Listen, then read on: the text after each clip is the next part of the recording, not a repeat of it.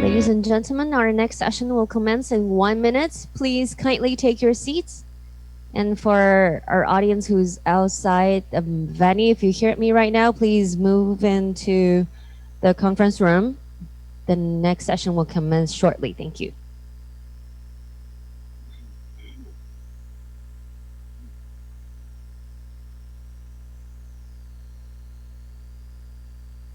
Shall we start?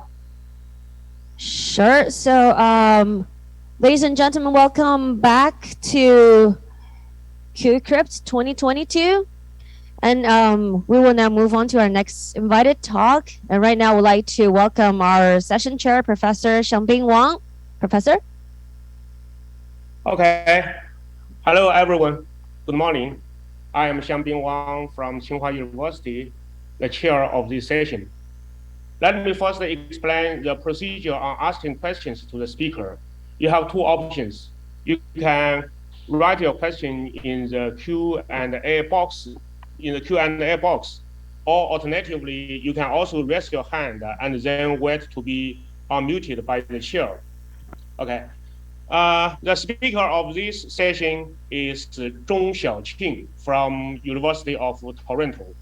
The topic of her talk is towards practical long-distance quantum communication, twin field QKD. Let's welcome Xiaoqing. Hi everyone. Thank you, Professor Wang. Let me first share my screen.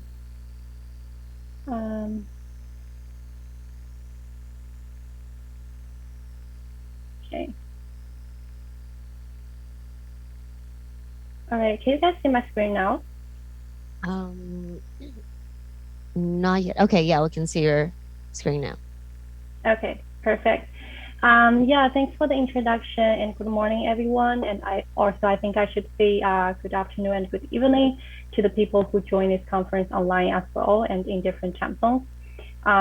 Yeah, I'm really glad that I have this opportunity to give the today's talk, and my talk topic will be towards practical long-distance quantum communication, and one of the important factors is the twin field quantum key distribution.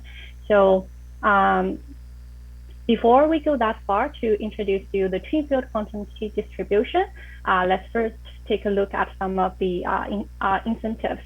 So why do we need quantum communication? So for nowadays, we have a lot of online transactions, such as our banking information, our healthcare information, and also like even our research data. And for all of these type of information, we might want them to be kept as a secret. And we have the classical cryptographic system to help us protect those information. But for many of these commonly used classical cryptographic systems, the security depends on the computational power. That is to say, let me get the pointer. Okay, that is to say, with current available quantum computers, with current available computers, we cannot break the security of these systems within a reasonable period. So, but for some type of information, such as government secrets, those type of information should be kept secure for many decades. And by that time, how can we guarantee that we don't have, like the computational power is still not enough to break the security of these systems? And it turns out it is a big issue for these classical cryptographic systems because of this rampant development of quantum computer, which has the exponential speeding up when dealing with certain problems. So that's why we need to find the cryptographic system that is quantum computing resistant. There is one possible solution, which is called the one-time pad. And the idea is that for two remote users, Alice and Bob, who want to have a secure communication just between two of them. So they use a shared key to encrypt and decrypt a message, and this key is shared only by Alice and Bob, and is used only once. Then in such a case, even if there is an eavesdropper who has these powerful quantum computers, without any knowledge of the shared key, he or she cannot get the correct message. However, the most important question is that how can we distribute this key to the remote users securely in the first place? And if this process is vulnerable to quantum computers, then the full method is not quantum computing resistant. That's where QKD plays its important role to securely distribute keys to remote users. So in a typical QKD protocol, quantum states are used to encode the bit values of a key and are transmitted from one user to another user through this quantum channel. And because of this long cloning theorem, Alice and Bob can detect the existence of eavesdroppers and guarantee that the final shared key is only known to Alice and Bob, and even with quantum computers have no knowledge about the key. So one-time patch together with QKD can build up a cryptographic system that is quantum computing resistant. QKD dates from 1984, when this well-known BB84 protocol was proposed by Bernard and Bresat. So as we've introduced, QKD can help distribute keys to remote users with unconditional security. But can we see QKD is the final answer? Can we implement QKD in practice to get expected performance? In fact, for BB84 protocol to be unconditionally secure, we need ideal sources that provide single photons. We need ideal detectors that have no detection noise, and also there should be no noise existing in quantum channels. And for all of these conditions, we know that they are difficult to fulfill even with today's technology. So since then, there has been a lot of effort putting into giving security proof of QKD systems in practical settings and finding variation of QKD protocols that can have better performance in practice. For example, this GLLP security proof was given in 2004. So this security proof proves the security of the system, of the QKD systems, where the weak cocherent pulses are used as the photon source instead of the single photon source. This sequenced method given in 2005 further increased the key rate of such a system. And in 2012, a QKD protocol named as the measurement device independent QKD. So this protocol removes the security dependence on the detection side, thus providing a high level of security. So with all of these significant contributions, QKD has gone through a rampant development. And nowadays, we can even get QKD devices from these commercial companies.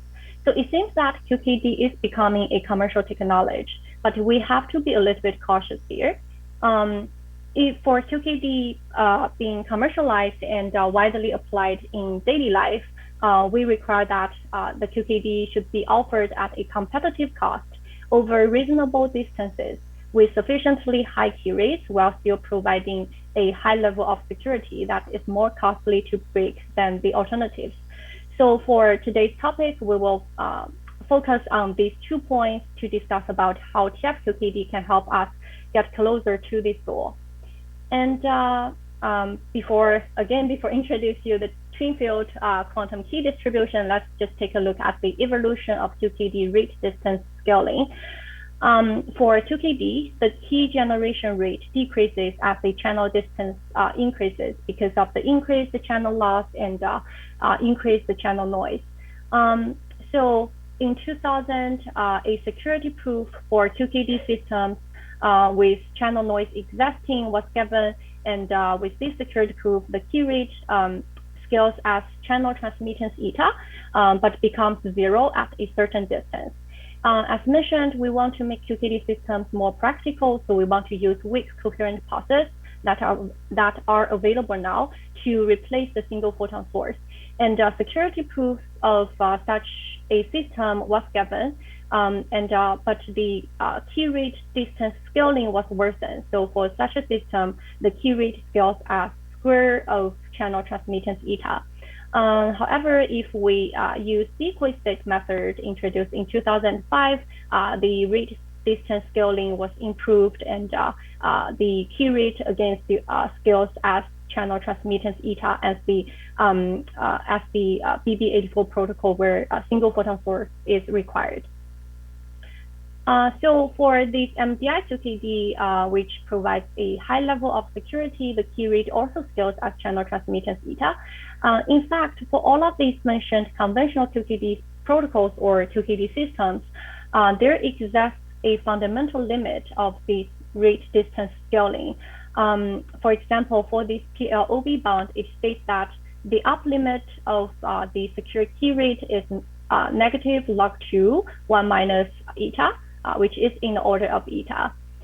So how can we break this limit? There is one possible solution. So we can use quantum repeaters in between the remote users. But as we know, even though there have been a lot of studies in quantum repeaters, such a technology is still not available for application level. Remarkably, in 2018, this twin field quantum key distribution was proposed, which has a better rate distance scaling than the fundamental limit. So the key rate scales as square root of channel transmittance eta. More importantly, this protocol can be implemented with current available technology. Thus, it can help us to further extend the communication distance and the key rates of 2KD systems practically. So now let's take a deeper dive into twin field quantum key distribution.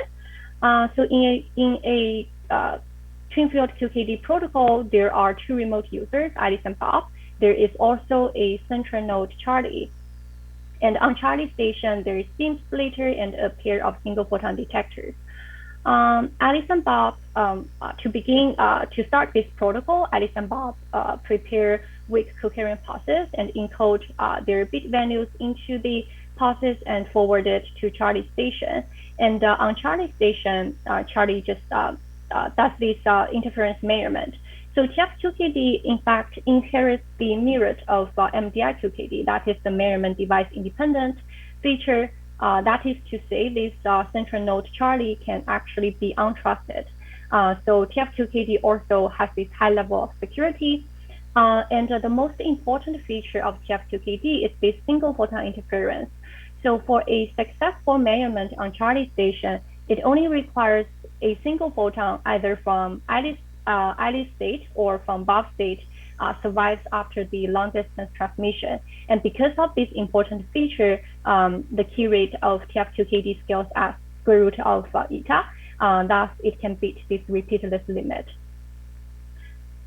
So since the first proposal of TF2KD, there has been a lot of research interest.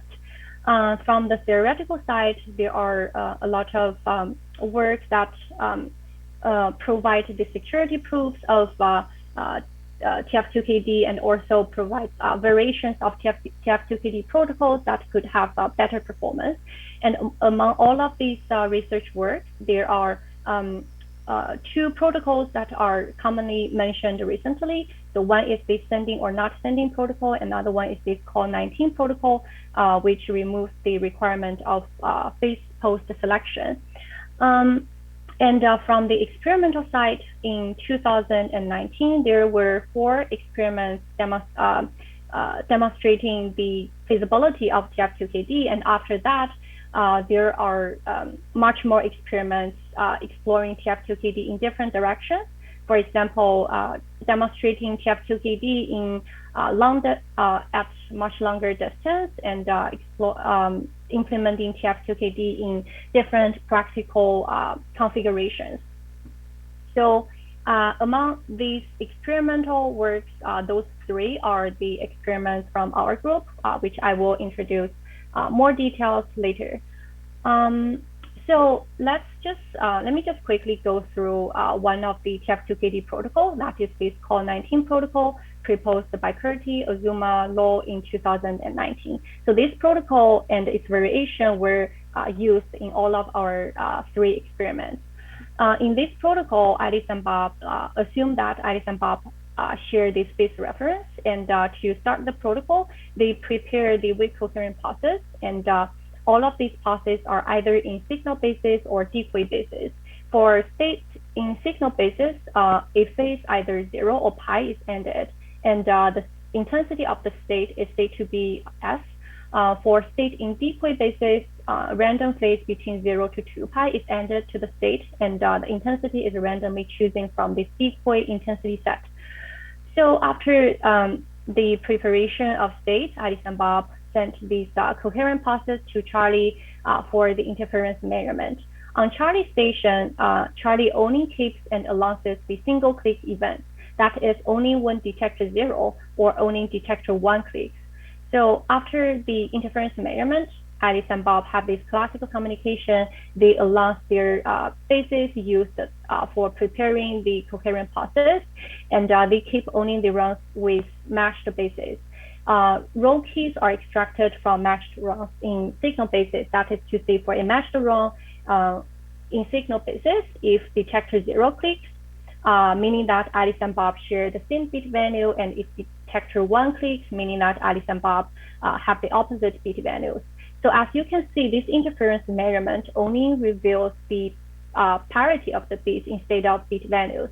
And then followed by the parameter estimation and some post-processing, Alice and Bob can distill secure bits to generate their shared key. And in this whole process, there is no requirement for phase randomization for pulses in signal basis, and no requirement for phase post selection, thus making this protocol very easy to implement. So now it's the time to talk about if and how can we implement TF2KD in practice. The major experimental challenges are that because of the phase encoding, it requires the same phase reference and the phase stability over long distance transmission. We can do a very simple calculation to estimate the key factors that affect the phase stability. So for the phase changes of Alice and Bob's phase during the after the long distance transmission are given by these two equations. Here, VA here, VA, VB are the optical frequencies of Alice and Bob's phase, and NL is the optical distance between the user and the central node. Then the relative phase changes between Alice and Bob's phase is given by this equation. So we can see delta phi is determined by different terms. And if delta phi is desired to be 0, then from the first two terms, we know that we want Alice and Bob's frequency drifts or frequency changes to be the same. And they should also have the same optical length. While from the last two terms, we know that we hope that Alice and Bob have the same frequency, and also the changes of their optical length should be the same. While it might be easy to guarantee that Alice and Bob have the same physical distance to the central node, and also their the central frequency of their state to be the same, but it's very challenging to guarantee that the frequency drifts and the changes of the optical distances of the optical lenses to be the same as well. Especially for Alice and Bob's states, they are traveling through different optical paths, like optical fibers, therefore experiencing different environmental disturbance. So their phase changes are going to be different. And therefore, to implement TF2KD in practice, we need to find out solutions to overcome those experimental challenges. And as I have mentioned, there have been a lot of experiments demonstrating TF2KD. For most of these experiments, they can fall into one of the following two types. The first type is the implementation based on a Mach-Zehnder interferometer.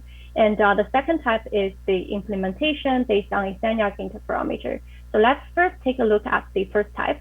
So for this implementation, Alice and Bob are located on each arms of this interferometer. And on Charlie station, there is beam splitter and a pair of single photon detectors. So Alice and Bob sent out the coherent pulses from their individual lasers and to Charlie station for the interference measurement. So how does this type of implementation solve the above mentioned challenges? For the first one, the frequency, usually a frequency locking method is used as shown in this figure. This laser here is used as a common laser which sends out the reference light to Alice and Bob, who use this reference light to align their frequency of their light to this common laser. And to make the system stable, it also requires that the physical distance between Alice and between Alice and the central node Charlie should be the same as the physical distance between Bob and Charlie. As for the phase changes during the long distance transmission, usually a strong reference pulse is sent out along with these quantum pulses. So these strong reference pulses are used to estimate the different phase changes along this long distance transmission, and this information will be used to compensate the different phase changes of the quantum states before this measurement. So for example, this is the figure from one of the first 4 experiments. So in this experiment, on Alice and Bob stations, they have their individual lasers, and there is another common laser located on Charlie station. So this laser is used to do the frequency locking. And for the pulses Alice and Bob sent out to Charlie, part of it are the strong reference pulses, and part of it are the weak quantum pulses for signals. So based on this type of implementation, TF2KD has been demonstrated over a distance up to 830 kilometers, and I believe the more details about this work was discussed yesterday during the contributed talk. So there are actually limitations of this type of implementation, and the major one is that because of the requirement of the balanced arms, it is not suitable to implement TF2KD in the asymmetric setting. That is when Alice and Bob have different physical distance to the central node. And for the same reason, it is also not suitable to implement in a network setting. And let's take a look at the second type of implementation, which is based on the Sagnac interferometer.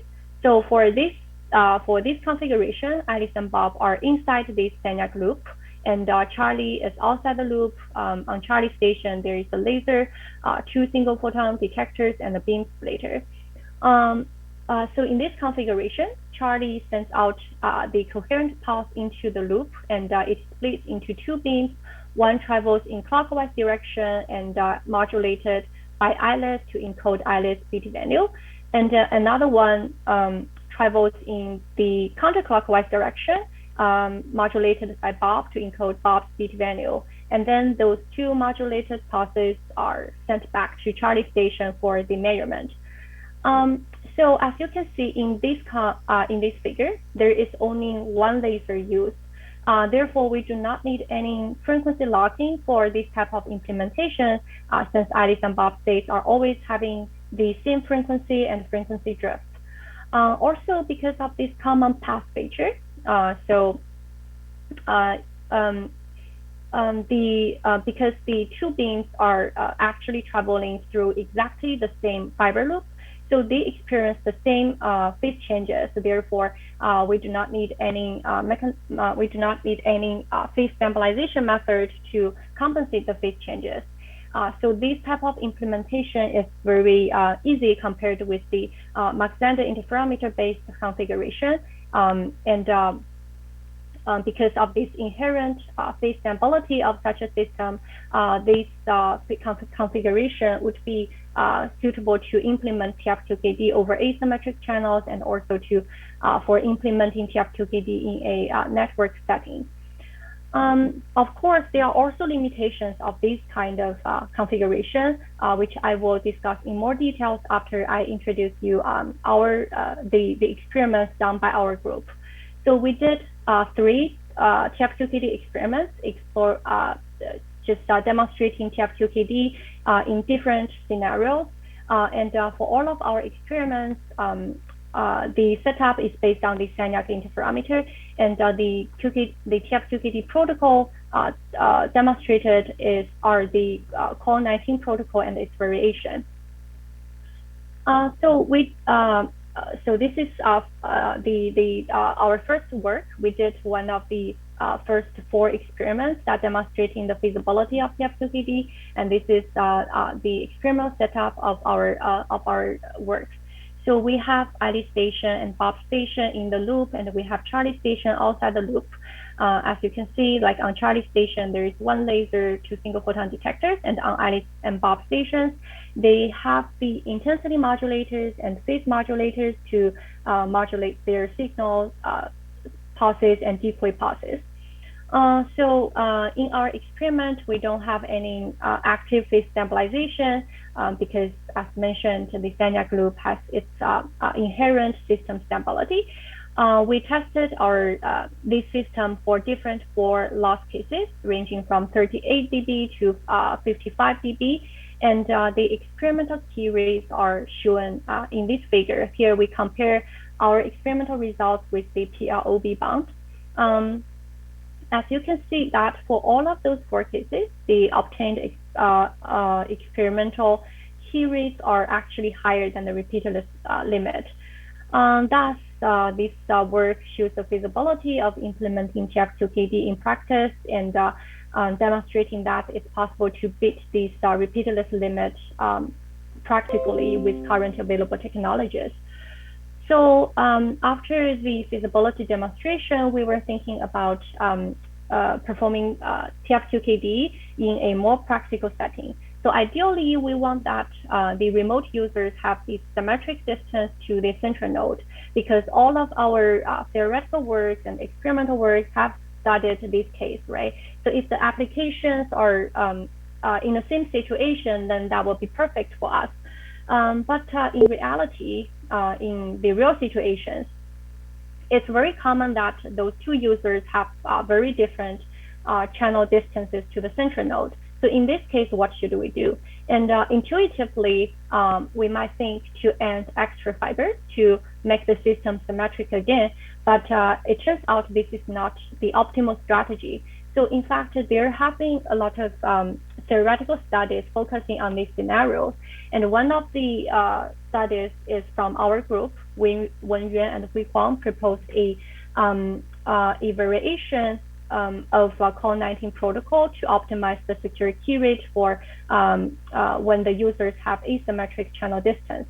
So the key difference of this asymmetric Call19 protocol from its original Call19 protocol is that Alice and Bob will use different signal intensities when preparing their signal pulses. So with the theoretical studies being proposed, we did the first experimental investigation in such a scenario.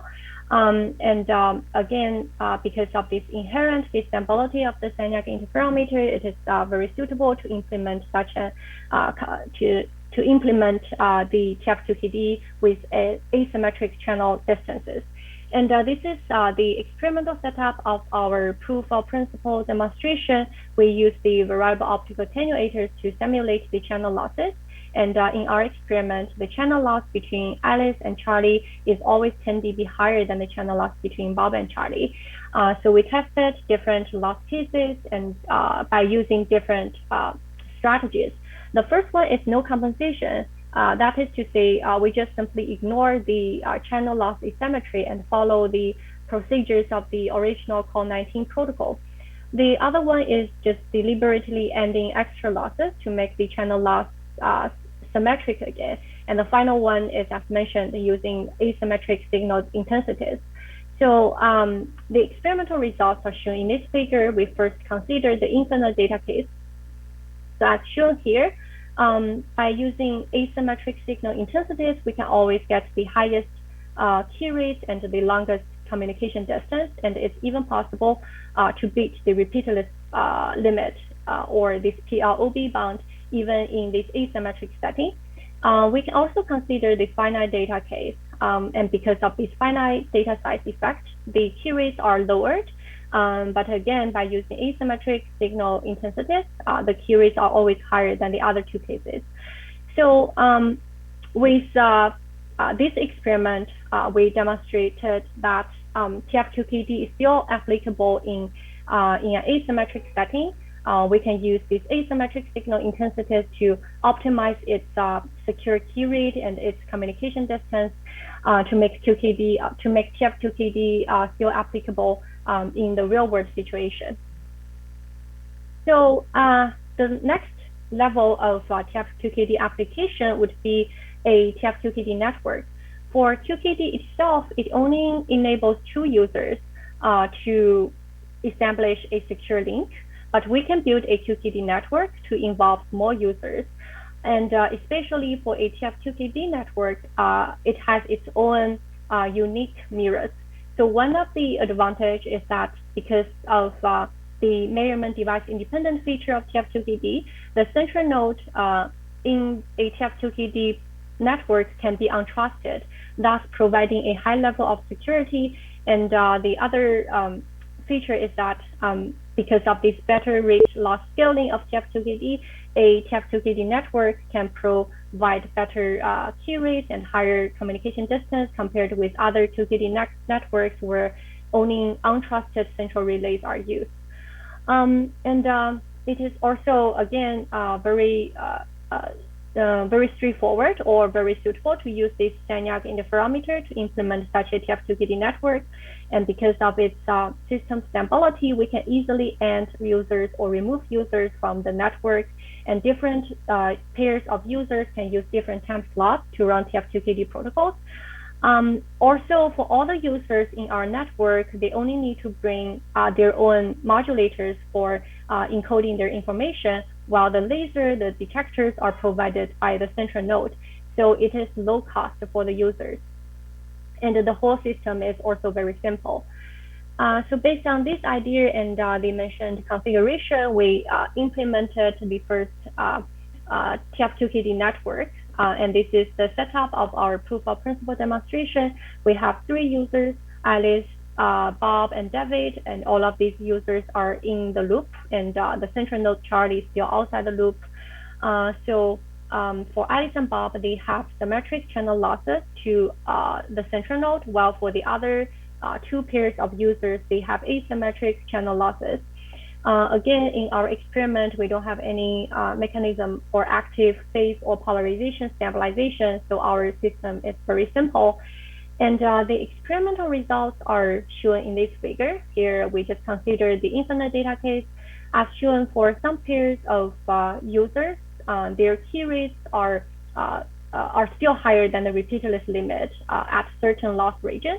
And for some user pairs, even with these asymmetric channel losses, they can still, at a relative high loss region, they can still obtain high key rate. This work demonstrated that TF2KD can be implemented for a TF2KD network based on this Xiaoqing interferometer configuration. And by implementing a TF2KD network, we can further increase the security and the secure key rate and the communication distance of 2KD network systems, and while still providing a high level of security. Okay, so now let's just go back to talk about the limitations and possible solutions for implementing TF2KD. So first, still we just look at this type of implementation. The limitation, one of the limitations we just mentioned is that it's not suitable to implement TF2KD in the asymmetric setting or network setting. There are other limitations because such a system requires the frequency locking and the phase stabilization, and extra noise could be induced during this process. And there are possible solutions. Sorry, just one more word here. So for example, this double relay backscattering induced by this very strong reference pulse. So there are possible solutions, and some of these solutions have been demonstrated in the recent TF2KD experiments. For example, one can use advanced frequency locking technique to reduce the noise induced by frequency locking, and also one can use a different witness channel to send the strong reference pulses so that the double relay backscattering noise can be filtered out.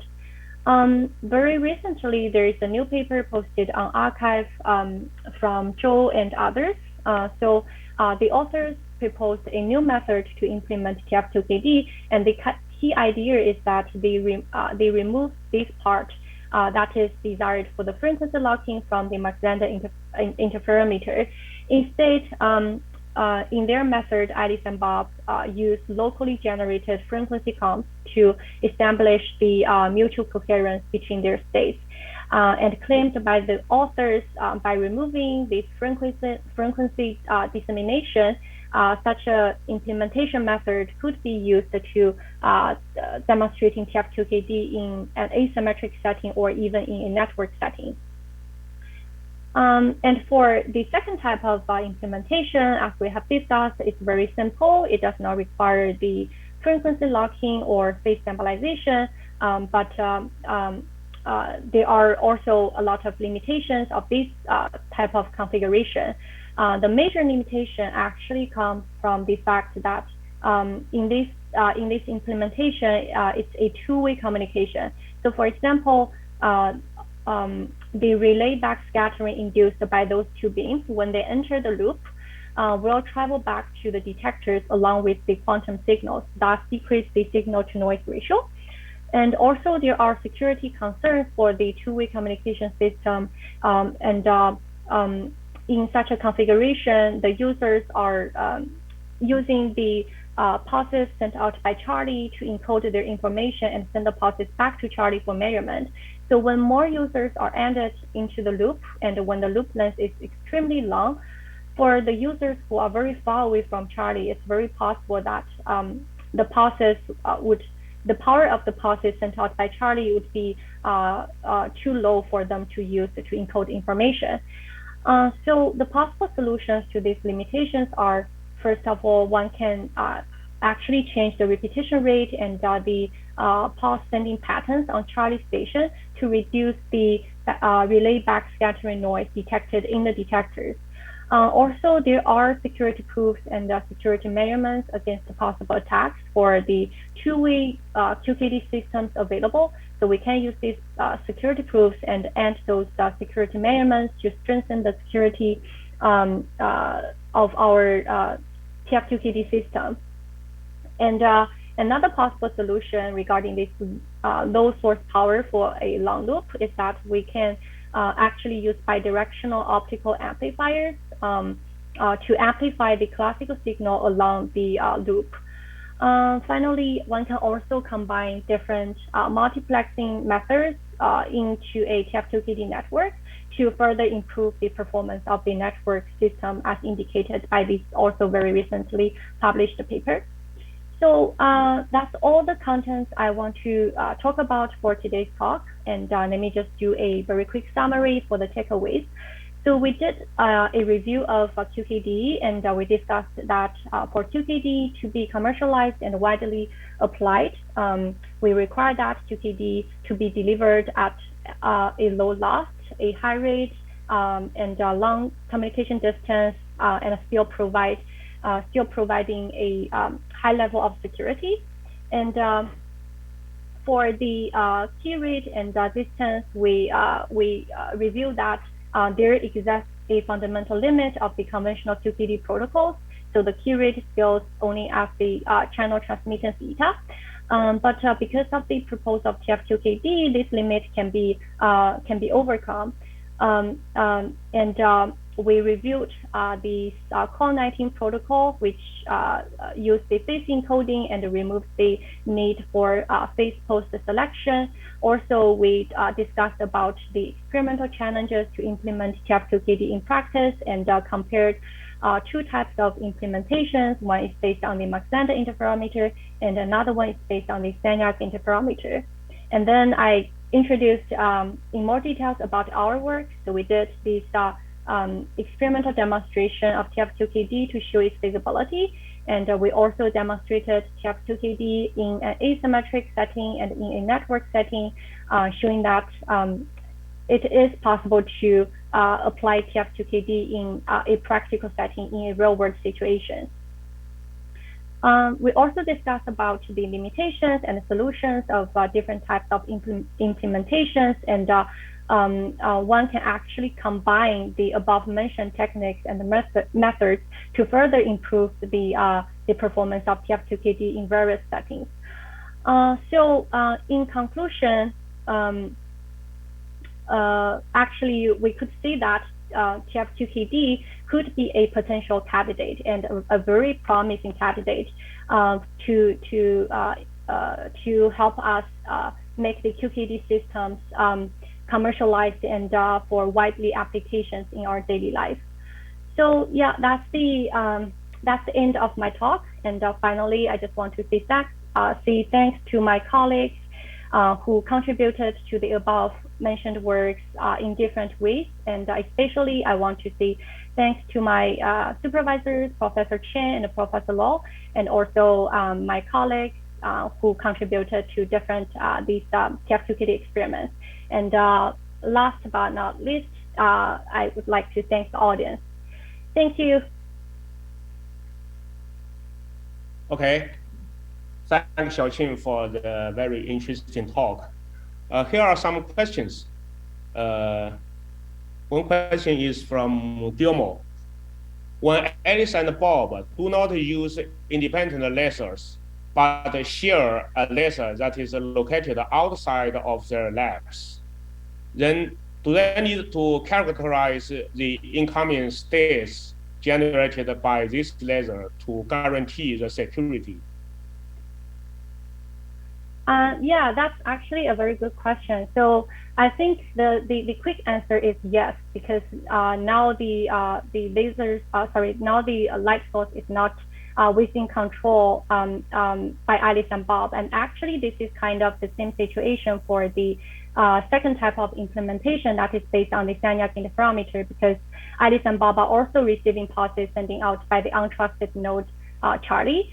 So it's possible that there might be side channels, or there might be other attacks sending light into Alice and Bob station. So in this case, Alice and Bob need to characterize the incoming pulses to make sure that it's secure for them to encode those information. Okay, there are many questions. Here is another question. The question is raised by Dr. Wang Shuang from USTC. He said that he has a comment. He said that the symmetric distance is not essential for frequency locking, though they did it in the previous experiments. The other comment is about Sagnac interferometer. It is not absolute. It is not automatically compensated for rapid disturbance. There is still a time difference between two direction pulses. Okay. Yeah. Okay, yeah. Thanks a lot for those comments. Actually, I agree that. So for the second one, let me just talk about the second one first. For the second one, it's not automatically compensated for all the disturbance, as mentioned, and especially when the when the loop length is extremely long. But I think as we did an estimation in our first experimental work, so for a fiber loop within 300 kilometers, I think the automatically compensation is working. But for a much longer loop length, we do need active phase stabilization to compensate the rapid disturbance. And for the first one, I think I'm not too sure if my understanding is correct. I think it does not necessarily it does not require that the arm distance to be exactly the same. But if the channel distance asymmetry is too large, I think it's gonna be very challenging for frequency locking and also for the phase stabilization in the multi-lander interferometer-based implementation. But I'd love to have more discussion with you, Zhong. Thanks for those comments. Okay. By the way, here is a response from Professor Qian Li. The symmetric distance is not essential for frequency locking, but they are required when the laser frequency noise is high. Okay, there are many questions. One more question from Lin Jinping. In the cyclic interferometric multi-user case, where the Davis encoder module induce the additional loss for the Alice and Bob channels? Thanks for the question. Actually, like all of those questions previously mentioned are really good questions. I don't have like too much time to go into that details, but like you guys all catch those details. So I think the quick answer is no. So when we counting the loss between the user and the central node, we are just counting the fibers connecting the users between the central node. So let me just go back to my slide. Okay. Continue. Yeah. So as actually shown in my previous slide, sorry, it just took too much time. The David is actually locating between Alice and Bob. So it's not inserting in between Alice and the central node or in between Bob and the central node. So the channel loss counting for Alice and Bob channel loss is not affected by inserting David station. But I think a very important fact is that by inserting more users into the loop, you are definitely increasing the overall loop loss, so that when the pulse is sent out by Charlie travels through the whole loop, the loss is gonna be increased a lot.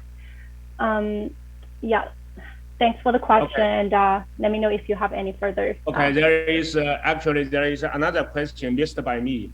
The question is raised by CM Moore. How close do the path lengths for the MZI methods have to be?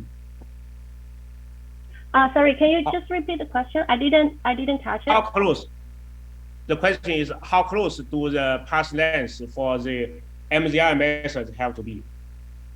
I think, as you can see, like based on like Lee's comment, I think it really depends on the laser frequency noise. Like if the laser frequency noise is very high, then I guess like the arms distance asymmetry should be very small. And if the laser frequency noise is not that high, then it might still be okay to have some channel distance asymmetry. Okay. There are many questions, and the talk is so interesting. However, time runs short. I think we can have some further discussions in the coffee break. Let's thank the speaker again for her very interesting talk. Thank you. Thank you, Professor Wang. Thanks the audience again, and thanks for all of those interesting questions. All right, okay. Thank you. And thank you for reading the session. Yeah, I think maybe later Xiaoqing can answer the questions in the chat box for all of our distinguished guests and audience. And for now, we'll take a short break again. Please come back at 11 o'clock for our next session. Thank you.